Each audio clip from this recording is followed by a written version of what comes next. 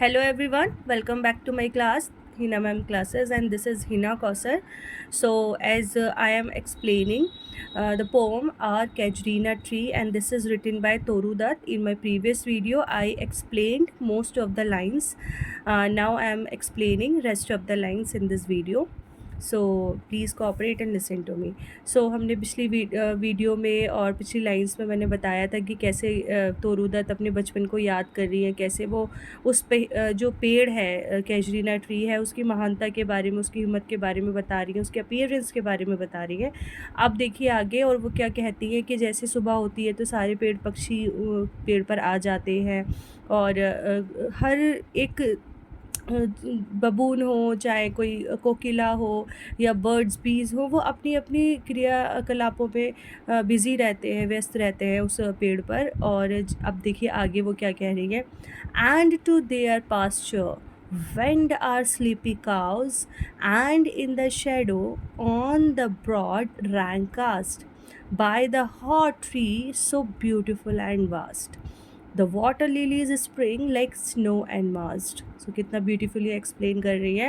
And to their pasture went our sleepy cows, वो सुबह का नज़ारा बता रही हैं, जिससे सुबह में वो बता रही थी पिछली लाइंस में कि जब वो अपनी विंडो खोलती हैं और कैजुरीना ट्री को देखती हैं तो वहाँ पर क्या देखती है कि एक बबून है जो अपने बच्चों के साथ आता है, और बबून सबसे ऊंची चोटी पर बैठता है और उसके बच्चे नीचे ब्रांचेस पर खेल कूद रहे हैं और कोकिला दिन का स्वागत कर रही हैं। तो वैसे यहाँ बता रहे हैं कि जो स्लीपी काउज़ हैं, यानी कि जो सुस्ताती हुई गाय है जो सुबह सोकर उठ के आ रही हैं इधर उधर टहलती हुई। वेंड माने टू मूव स्लोली स्लोली, ठीक है, अनइवन वे।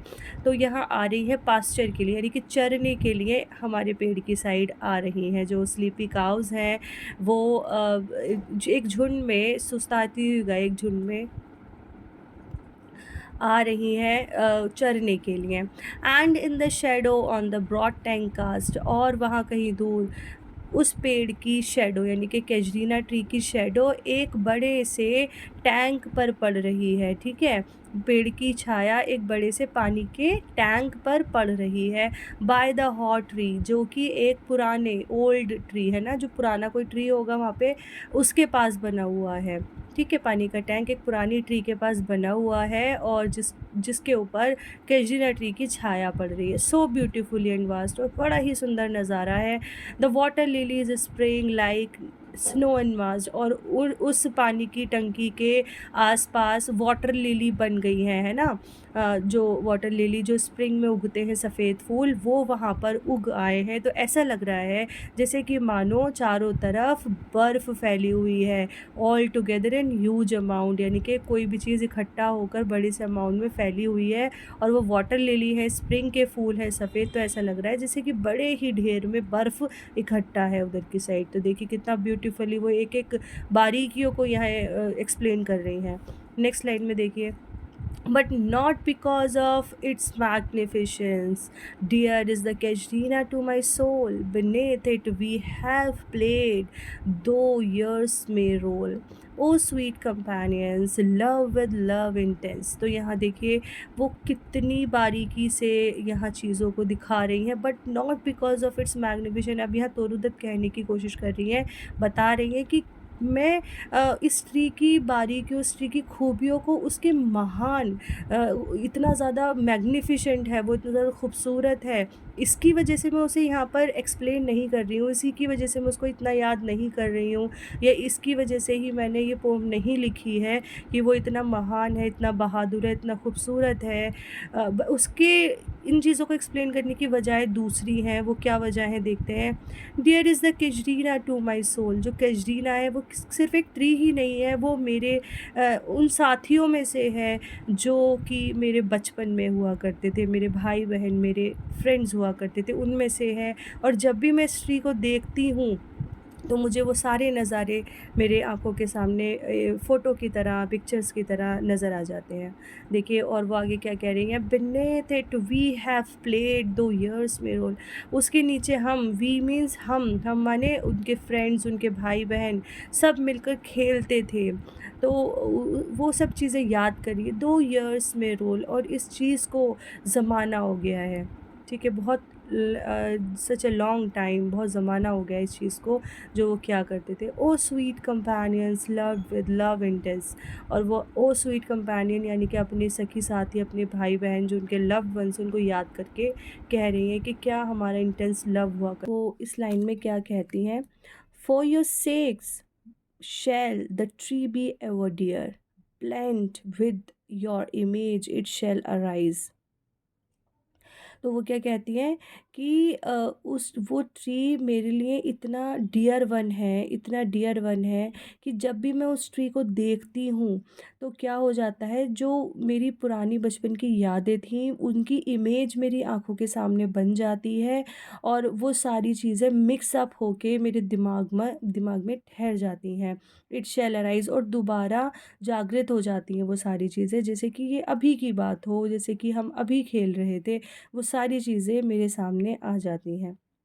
नेक्स्ट लाइन में बोल रही हैं, in memory till the hot tears blind mine eyes, what is the dirge like murmur that I hear, like the sea breaking on a shingle beach.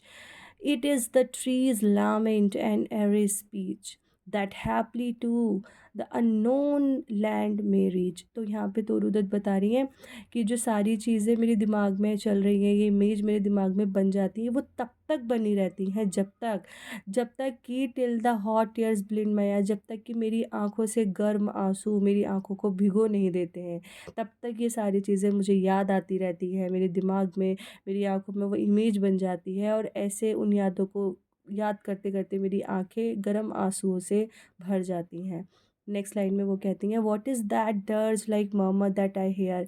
अब इस line में वो कह रही हैं कि मैं सुन पा रही हूँ, सुन क्या पा रही हूँ, क्या सुन पा रही हैं वो, सुन ये कहना चाह रही हैं कि उस ट्री से बिछड़कर केवल मैं ही दुखी नहीं हूँ, मुझे ही विलाप नहीं होता है, बल्कि उस ट्री को भी विलाप होता है, उस ट्री को भी दुख होता है जब हम बिछड़ते हैं। होता है ना ऐसा कि जब हम किसी चीज़ से बहुत अटैच्ड होते हैं तो क्या होता है कि चाहे वो चीज़ हो बट हम उसको एक ह्यूमन बीइंग की तरह ट्रीट करते हैं, और ऐसा लगता है कि जब हम परेशान हैं, हम बिछड़ के दुखी हैं, तो शायद वो चीज़ भी दुखी है अंदर से, चाहे वो जीवित हो या निर्जीव वस्तु हो। तो यहाँ भी वो कह रही हैं कि मैं सुन पा रही हूँ कि जो वो ट्री है वो इस तरीके से विलाप कर रहा है, वो मॉर्नफुल साउंड प्रोड्यूस कर रहा है, ऐसा साउंड निकाल रहा है, यानी कि ऐसे रो रहा है जैसे कि like the sea breaking on a single beach, यानी कि एक बीच पर जब समुद्र की लहरें पत्थरों से टकराती हैं और उससे जो आवाज़ निकलती है, वो उस आवाज़ में वो ट्री हम सबसे बिछड़कर हम सबकी यादों को याद करके विलाप कर रहा है, और मैं ये सुन पा रही हूँ, I hear. It is the sea trees lament and eerie speech, यानी कि वो उस ट्री का, यानी कि उस पेड़ का विलाप है हमसे दूर होने का, हमें याद करने का, और उसकी स्पीच यानी कि उसकी जो रोने की आवाज़ है वो ऐसे है जैसे कि स्ट्रेंज और फ्राइटन, यानी कि बड़ी ही स्ट्रेंज, अजीब सी और फ्राइटन, बड़े ही तेज़ी वाली आवाज़ है जो मैं सुन पा रही हूँ। और वो आवाज़ that happily to the unknown lay in reach, वो आवाज़ वहाँ तक जाती है, उस जगह तक जाती है जहाँ किसी के पहुँच नहीं जाती है, जो एक अननोन लैंड है जो किसी ने नहीं देखा है, तो वहाँ तक उस ट्री की रोने की आवाज़ जाती है। तो देखिए यहाँ तोरू दत्त ने कितना ही लाइक प्रेम भाव से उस ट्री के प्रति अपने प्रेम को व्यक्त किया, और लास्ट वाली लाइन में उस ट्री के प्रेम को भी व्यक्त किया जो वो महसूस कर पा रही थी। तो गाइज़ यही होता है जब हम किसी चीज़ से अटैच होते हैं, मोस्टली लड़के बहुत अटैच होते हैं अपनी बाइक से, अपने सेल फ़ोन से, तो कहीं उनकी बाइक को ज़रा खरोंच ना आ जाए, वो बिल्कुल ऐसे ट्रीट करते हैं जैसे कि एक लाइक ह्यूमन बीइंग है, उसका लव्ड वन्स। तो गर्ल्स में भी बहुत चीज़ें ऐसे होती है, टेडी बियर हम कैस का एग्ज़ाम्पल ले सकते हैं।